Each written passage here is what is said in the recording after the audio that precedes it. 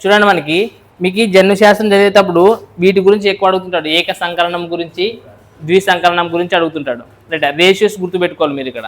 రైటా? So first ఏక సంకలనంలోనే ratio ఏ విధంగా వస్తుంది అనుకుంటే మీకు ఎక్స్ప్లెనేషన్ ఇస్తా. ద్విసంకలనంలో కూడా ఎక్స్ప్లెనేషన్ ఇవ్వచ్చు, బట్ మీకు కొంచెం కన్ఫ్యూజన్ పెద్దగా అనిపిస్తుంది. మరి ఎగ్జామ్ పాయింట్ ఆఫ్ వ్యూలో last end of the day వాడు క్వశ్చన్ అడిగేది ఏమి? రేషియో అడుగుతారు కాబట్టి ద్విసంకలనంలోనే ఓన్లీ రేషియో మాత్రం గుర్తుపెట్టుకుంటే చాలు మీరు. రైటా? సో ఫస్ట్ మనం ఏం గురించి చెప్తున్నాను ఇప్పుడు మీకు?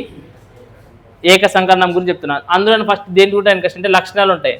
రైట్? లక్షణాలు, తర్వాత కారకాలు అనేవి ఉంటాయి మనకి. దీంట్లో ఏం అంటే టర్మినాలజీ మనకి ఏంటంటే వస్తాయి? లక్షణాలు, కారకాలు, ఫ్యాక్టర్స్ అంటారు కారకాలు అనుకంటే. ఈ కారకాలు అనేవి ఎప్పుడు ఎట్లుంటాయి అనుకంటే జతలుగా ఉంటాయి. కారకాలు అనేవి ఎప్పుడు ఎట్లుంటాయి? జతలుగా ఉంటాయి. రైట్? సో ఈ లక్షణాలు అంటే చూడండి, లక్షణాలు కూడా రెండు రకాలుగా ఉంటాయి. అవి ఎట్లా చూడండి, రెండు రకాలు ఏంటంటే ఒకటి అంతర్గత లక్షణం, రెండోది వచ్చేసి బహిర్గత లక్షణాలు. అంటే ఏం చెప్పండి ఇవి? అంటే కనిపివి అనమాట అవి. రైట్? బహిర్గత లక్షణాలు అంటే బయటకు కనిపించేటివి. అర్థమైనా?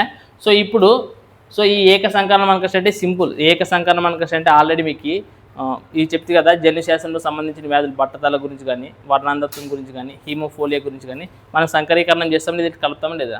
అలాగే బ్లడ్కి సంబంధించినప్పుడు కూడా మీకు అంటే సంతానానికి వాళ్ళకి ఏ బ్లడ్ గ్రూప్ వస్తుంది అన్నప్పుడు కూడా మీరు సంకరీకరణం చేస్తారా లేదా? సేమ్ ఇక్కడ కూడా మనకి అవే వస్తాయి అనమాట. దీంట్లో ఫస్ట్ చూడండి ఏం చేస్తారనుకంటే ఒక పొడవైన మొక్క ఒకటి, రైట్? ఇంకోటి వచ్చేసి ఒక పొట్టి మొక్క ఒకటి. ఇప్పుడు ఇంతకుముందు శాస్త్రవేత్తలు చేస్తుంటారు కదా, ఎట్లా దానికంటే ఒక చెట్టు బాగా పొడవుగా ఉంటుంది కానీ దానికి కాయలు ఎక్కువ కాసేలు. రైటా? లేదనికంటే ఒక చెట్టు అనేది చిన్నగా ఉంటుంది, దానికి కాయలు ఎక్కువ కాస్తాయి. ఆ రెండవటిని సంకరీకరణం చేసి ఏం చేస్తుంది? అది పొడవుగా వచ్చేసి కాయలు కూడా ఎక్కువ కాస్తాయి అనుకషన్ అట్లా. అంటే ఏదైనా కానీ ఒక లక్షణము, ఒక చెట్లను ఒక లక్షణం బాగుంటుంది, బట్ దాంట్లో ఏదో ఒక లోపం ఉంటుంది. ఇంకొక చెట్లను అయితే మంచిగా ఉంటుంది, దాంట్లో ఇంకొక లోపం ఉంటుంది. ఆ రెండవటిని మనం ఏం చేస్తాము?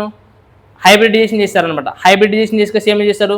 దాంట్లో ఉండే ఒక లక్షణము, దీంట్లో ఉండే ఒక లక్షణం, అంటే మనకి ఏ లక్షణం అయితే కావాలో దీంట్లో నుంచి ఏ లక్షణం కావాలో రెండవటి తీసుకొని మనం ఏం చేస్తాము? అంటే మనకి ఏం కావాలో మనం అట్లా తయారు చేసుకుంటాం అనమాట. చేస్తారా లేదు? ఇప్పుడు ప్రజెంట్ అయితే చేసేది హైబ్రిడ్ విత్తనాలు అనుకంటే మీరు వింటారా లేదా? మరి ఎట్లా వస్తావు అవి?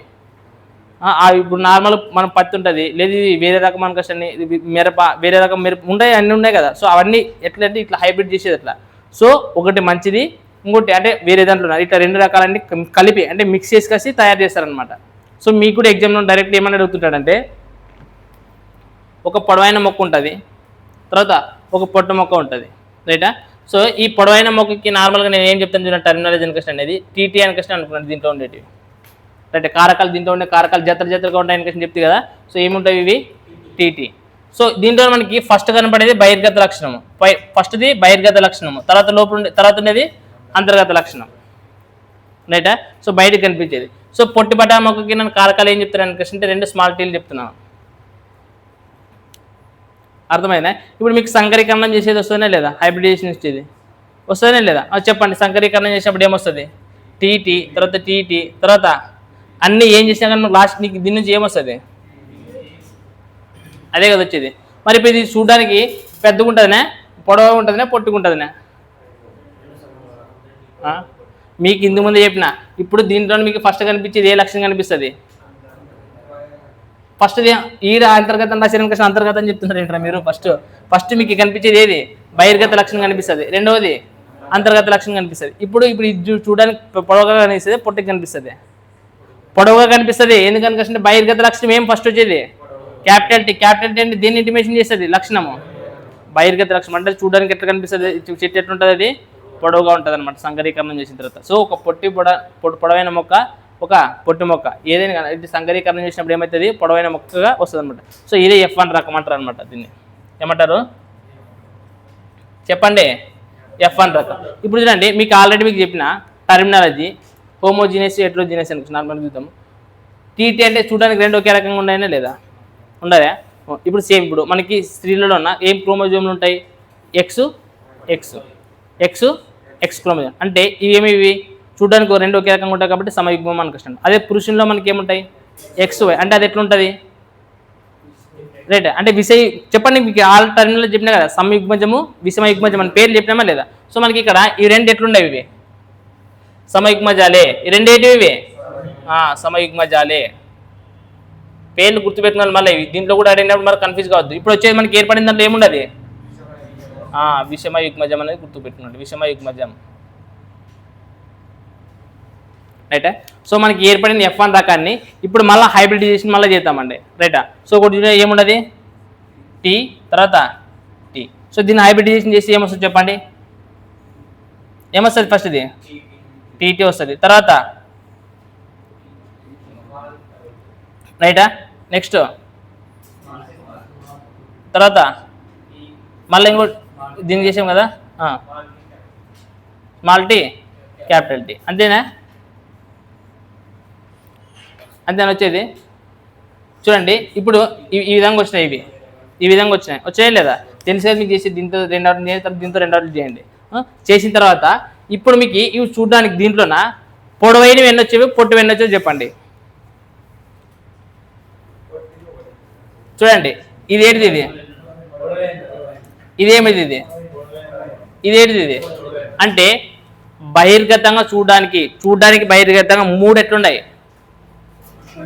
అంటే చూడడం అంటే దృశ్య రూప నిష్పత్తి అని చెప్తారు అనమాట. చూడడం అంటే ఏమి, దృశ్య రూప నిష్పత్తి. సో మనకి ఇక్కడ దృశ్య రూప నిష్పత్తి, దృశ్య రూప నిష్పత్తి ఏమైతుంది దృశ్య రూప నిష్పత్తి అనేది?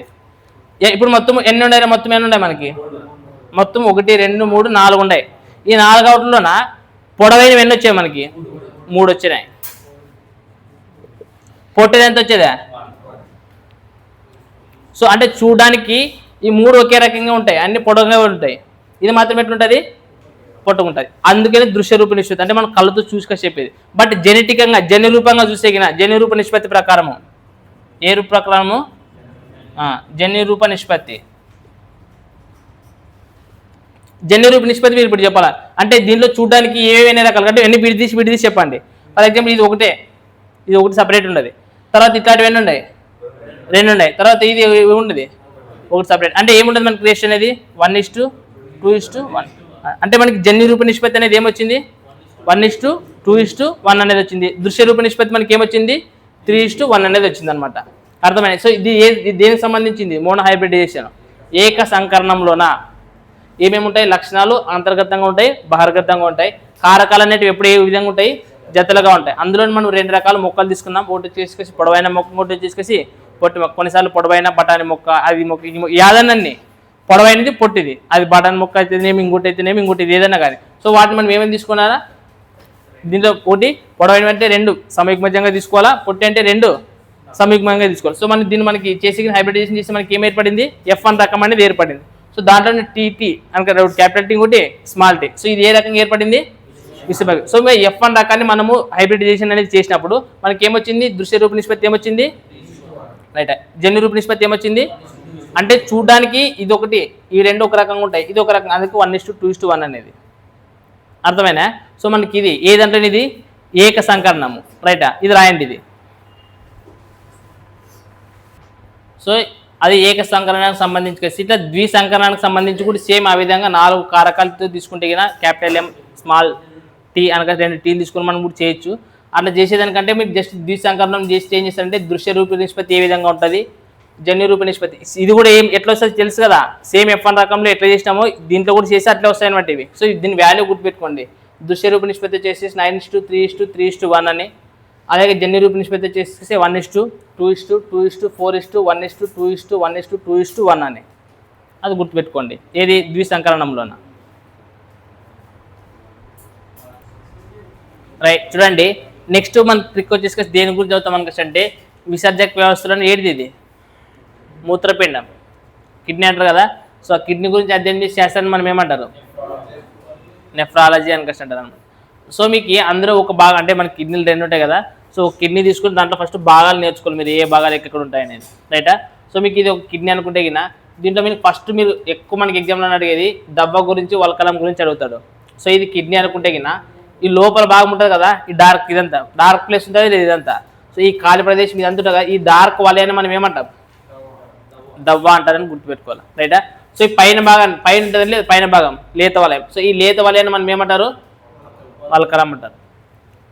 సో కిడ్నీలను ముఖ్యమైన భాగాలు ఏంటంటే గుర్తుపెట్టుకున్న డార్క్ వలయాన్ని వచ్చేసి దవ్వ అంటారు, లేత వలయాన్ని వచ్చేసి వల్కలం. అంటే లేత వలయం అంటే ఇది కదా, ఇది గీసేం కదా, ఇది అంతా చుట్టూ ఉండేదన్నమాట. రైటా? దాన్ని ఏమంటారు? వల్కలం అంటారు. సో మీరు ఇక్కడ చూసుకుంటే మీకు నెక్స్ట్ మళ్ళీ వస్తుంది. నెక్స్ట్ మూత్రనాళిక గురించి చెప్పేటప్పుడు ఉక్కదం అంటే మీకు ఉక్కశిర గురించి వస్తాయి. జస్ట్ గుర్తుపెట్టుకోండి, ఉక్కదమని, తర్వాత ఉక్కశిర, తర్వాత మూత్రనాళం అని అంటే మూత్రం పోస్తాం కదా, సో అది మూత్రనాళానికి సంబంధించి. సో ఇక్కడ ఇంకో తీసుకొచ్చి ఇక్కడ ఒక ప్రాంతం అనేది కొద్ది లోపలికి ఉందా, నొక్కబడింది కదా, సో ఆ నొక్కబడిన ప్రాంతాన్ని ఏమంటారు? నాభి వస్తుంది. నాభి అంటే బొడ్డు అని అర్థం. రైటా? నొక్కబడిన భాగాన్ని ఏమంటారు? ఇక్కడ హైలం అంటారు అనమాట. రైటా? సో ఆ రంధ్రాన్ని మనం ఏమంటారు? హైలెస్ అన్కషన్ అంటారు అనమాట. సో దానికి ఇంకోటి ఏమైనా పేరు ఉండదు కదా, కెల్లిస్ అన్కషన్ గుర్తుపెట్టుకోండి. సో ఇంకోటి ఏమి చేసుకొచ్చి ఇక్కడ ఏముంటుంది అంటే వెస్తోని స్తంభాలు అన్కషన్ అంటారు అనమాట. ఏముంటవి? వెస్తోని స్తంభాలు. సో ఆ వెస్తోని స్తంభాలు అనేవి ఎన్ని ఉంటాయి? 8 నుంచి 12 వరకు ఉంటాయి అన్కషన్. సో నీట్గా డయాగ్రామ్ వేసుకొని గుర్తుపెట్టుకోండి. ఇవి అర్థమైనా? రైట్, చూడండి. ఇంతకుముందు మనం దేని గురించి చెప్తే మీకు మూత్రపిండం గురించి చెప్తే, రైటా? సో మూత్రపిండాన్ని అధ్యయనం చేసే శాస్త్రాన్ని ఏమంటారు? నెఫ్రాలజీ అని అంటారు. తర్వాత వచ్చేది మూత్రనాళిక, దాన్ని ఇంగ్లీష్లో ఏమంటారు? నెఫ్రాన్. చూడండి, మూత్రపిండం యొక్క నిర్మాణాత్మక మరియు క్రియాత్మక ప్రమాణాలు ఏంటివి? Right, nephron. మూత్రనాళికలను గుర్తుపెట్టుకోండి. సో నార్మల్గా ఈ డయాగ్రామ్ ఈ విధంగా గుర్తుపెట్టుకుంటే, ఫస్ట్ ఈ డయాగ్రామ్ చెప్తుంది చూడండి, జస్ట్ గుర్తుపెట్టుకోండి ఇది జాగ్రత్తగా. సో ఈ మూత్రనాళికలోన ఫస్ట్ ఇది ఏ ఆకారంలో ఉండదు? ఇది ఒక కప్ప ఆకారంలో ఉండదు లేదా? ఇది కూడా యువ ఆకారం వస్తుంది. మళ్ళీ యువ ఆకారం ఇది కూడా ఎట్లుండదు? కాబట్టి ఇది యువ ఆకారం అనుకోండి. ఇక్కడ దీన్ని ఏమనుకుంటారు? ఒక కప్పలు అక్కడ ఉండదు కదా. సో ఒక కప్పు ఆకారంలో ఉండదు. సో కప్పు ఆకారంలో ఉండదని మనం ఏమంటారు? చెప్పండి, ఏమంటారు? బహుమాన్ గుళిక అంటారు. అర్థమైందే? అలాగే బహుమాన్ గుళిక, సో కప్పు ఆకారంలో ఉండేది బహుమాన్ గుళిక. సో మీకు ఇక్కడ ఇవన్నీ కల్పిస్తాయి కదా, ఇవన్నీ కల్పిస్తాయి కదా. సో ఇదంతా రక్తకేశ నాళికలు అని ఉంటుంది. దాన్ని మనం ఏమంటారంటే గ్లోమరులస్ అని అంటారు అనమాట. ఏమంటారు? గ్లోమరస్. సో ఇక ఇదంతా ప్రక్రియ అంత ఉంది కదా, ఇదంతా ప్రక్రియ జరుగుతుంది కదా, దాన్ని ఏమంటారు? గ్లోమరులస్ అని అంటారు. గుర్తుపెట్టు.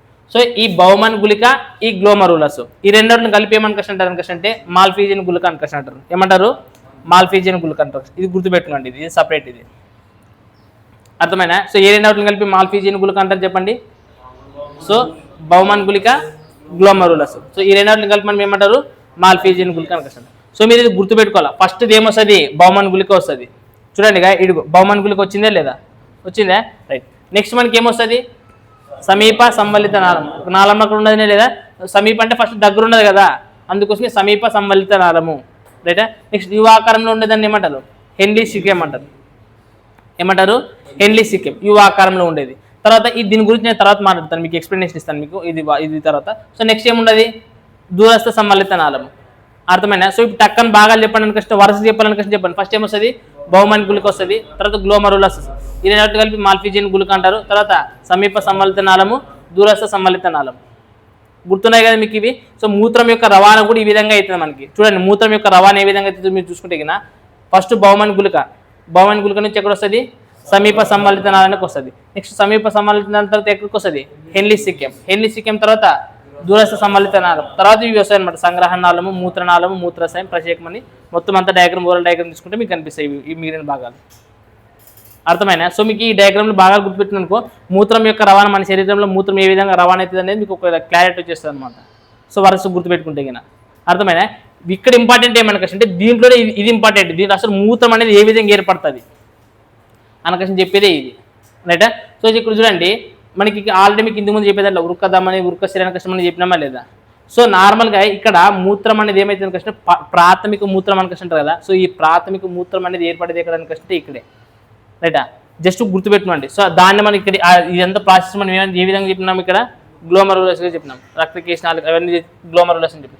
ఇక్కడ ఇది ప్రాథమిక మూత్రం ఏర్పడిన తర్వాత ఏమవుతుంది అని కష్టం? ఇదంతా కిందికి ఇప్పుడు మనకి జల్లని అక్కడ పెడతాం కదా, ఇది అంటే అది ఏమవుతుంది? అంతా కిందికి వస్తుంది అనమాట. అంటే ఇక్కడ ఏటేటి కావాలంటే దీంట్లో ఏమైనా ఖనిజాలు కానీ ఏమైనా ఉంటాయి కదా, అవన్నీ. సో అవన్నీ మనకి అంటే మనకి శరీరానికి కావాలి కదా. సో అక్కడ ఏమైనా ఉంటాయి కానీ అన్నీ మనకి ఫిల్టర్ చేసుకొని ఇక్కడ తీసుకొని మిగిలినంత ఎక్కడ వస్తుంది అంటే ఇట్లా వస్తుంది నిదానంగా. అర్థమైనా? ఎక్కడికి వస్తుంది? కిందకు వస్తుంది. అర్థమవుతుంది. సో ఇక్కడ కిందకు వచ్చేటప్పుడు చూడండి, ఈ విధంగా అయిపోయిన తర్వాత దీంట్లో మనకి ఏ విధంగా అసలు సర్క్యులేట్ అవుతుంది అనేది ఇక్కడ రాసినాను మీకు. ఇక్కడ సో చూడండి బహుమన్ గుళికలోనే అంటే అవి రక్తం అని అంటే ఇప్పుడు రక్తం అన్ని శరీర భాగాలకు తీసుకొని పోతుంది కదా, రక్తం తీసుకొని పోతుంది అని అంటే రక్తం ఏ విధంగా తయారవుతుంది, మనం అన్ని తీసుకునే పదార్థాలు అవన్నీ జీర్ణం అయిన తర్వాత ఏమవుతుంది, ఎనర్జీగా కన్వర్ట్ అవుతాయి కదా. సో ఎనర్జీగా కన్వర్ట్ అవుతుంది అంటే రక్తమే తీసుకుని పోయేది. సో మనకి ఇక్కడ ఏమవుతుంది, ఇవన్నీ ఫిల్టర్ అయిపోయిన తర్వాత అంటే శోషించుకోరు కదా. సో అట్లా శోషించుకునేటప్పుడు మనకి ఏ విధంగా రవాణా చెందుతాయి, ఏ విధంగా రవాణా చెందుతాయి అని చూడండి. ఫస్ట్ మనకి ఎక్కడి నుంచి వస్తుంది, రైట్ ఉర్కదమని నుంచి ఏమొస్తుంది, అభివాహ ఉక్రదమని నుంచి పోతుంది. తర్వాత రక్తకేశనాళిక గుచ్చం, ఇదే రక్తకేశనాళిక గుచ్చం అంటే ఇదే, దీని నుంచి ఎంచగలికి ఎక్కడ పోతాయి, అపవాహ ఉర్కదమని, తర్వాత వృకశిర. సో ఇదంతా ఈ విధంగా ట్రాన్స్లేట్ అయిన తర్వాత ఇక్కడ ఒక ప్రాథమిక మూత్రం ఏర్పడిన తర్వాత అదంతా ఫిల్టర్ అయ్యేసి రైట్ అవి ఏదైతే మనకి ఎనర్జీ ఉంటుందో అదంతా తీసుకున్న తర్వాత మిగిలిన మూత్రం ఏటకొస్తుంది సమీప సంబలిత నాళానికి వస్తుంది అనమాట. అర్థమైనా. సో ఇది మీరు గుర్తుపెట్టుకోవాలి, ఖచ్చితంగా ఈ స్ట్రక్చర్ గుర్తుపెట్టుకోవాలి, మీకు దాంట్లో కనపడుతుంది, ఈ బుక్లో ఉంటుంది. బట్ ఇట్లాంటి స్ట్రక్చర్ వరుసగా ఇచ్చేయాలి అనమాట, కలిపి ఇచ్చేయాలి. సో ఇది జాగ్రత్త గుర్తుపెట్టుకోండి, అర్థమైనా. సో నెక్స్ట్ ఇప్పుడు మనకి మూత్రం ఏమైంది, ఇది ఇప్పుడు వస్తుంది. సో ఇంకా ఈ మూత్రంలో ఏదనేది ఇది ఇంకా పూర్తిగా అంటే బయటికి విసర్జించేది కాదు, ఇంకా దీంట్లో కొన్ని లవణాలు అనేవి ఉంటాయన్నమాట. సో మనకి ఈ విధంగా ఇలా వచ్చిన తర్వాత చూడండి, ఇటుకు వచ్చిన తర్వాత ఇక్కడ దూరస్థ సమ్మిళిత నాళం దగ్గర, ఏది దూరస్థ సమ్మిళిత నాళం దగ్గర. సో ఈ దూరస్థ సమ్మిళిత నాళం దగ్గర మిగిలిన అంటే ఇంకా మూత్రంలోన ఇంకా ఏవైనా లవణాలు అంటే మనకు కావాల్సినవి ఏమైనా ఉంటాయి కింద అక్కడ ఏం చేస్తారు కదా ఇంకొకసారి ఫిల్టర్ అవుతాయి అనమాట. సో ఫిల్టర్ అయిపోయిన తర్వాత లాస్ట్కి ఏమవుతుంది కష్టం అంటే బయటకు వచ్చేస్తుంది అనమాట మూత్రం. ఏ విధంగా బయటకు వస్తుంది చెప్పినాం కదా ఇలా. సో అదే అంటే ఇంకా మిగిలిన రెండోసారి ఎక్కడ ఫిల్టర్ అవుతుంది, దూరస్థ సమ్మిళిత నాళం దగ్గర. సో ఇక్కడ ఒక హార్మోన్ ఉంటుంది, ఈ హార్మోన్ ఏం చేస్తుంది అనేది మాత్రం గుర్తుపెట్టుకుని ఇప్పుడు ఏం చెప్పండి నేను మీకు. ఈ హార్మోన్ ఉంటుంది, ఏముంటుంది చెప్పండి, వాసోప్రెసిన్ అనే హార్మోన్ ఉంటుంది అంట. ఇది మనకి మూత్రాన్ని కంట్రోల్ చేసేది ఇదే, ఏం చేసేది ఇది వాసోప్రెసిన్ హార్మోన్. ఇది ఒకవేళ మనము ఈ హార్మోన్ అనేది తక్కువ అయితే మనకి ఏమైతే అనుకుంటే మూత్రం అనేది ఎక్కువ వస్తుంటుంది అనమాట. తర్వాత చెప్తాను ఈ వాసోప్రెసిన్ అనే కష్టం హార్మోన్ యాడ్ ఉంటుంది అనుకుంటే దూరస్థ సమ్మిళిత నాళం దగ్గర ఉంటుంది అనుకుంటే గుర్తుపెట్టుకోండి రైట్. ఈ లెక్చర్ కంప్లీట్ చదివేటప్పుడు వాసోప్రెసిన్ గురించి నేను చెప్తాను మీకు రైట్. సో బట్ వాసోప్రెసిన్ అనే హార్మోన్ యాడ్ ఉంటుంది అనుకుంటే మాత్రం ఎక్కడ గుర్తుపెట్టుకుంటారు, దూరస్థ సమ్మిళిత నాళం దగ్గర ఉంటుందని మాత్రం గుర్తుపెట్టుకోండి రైటా.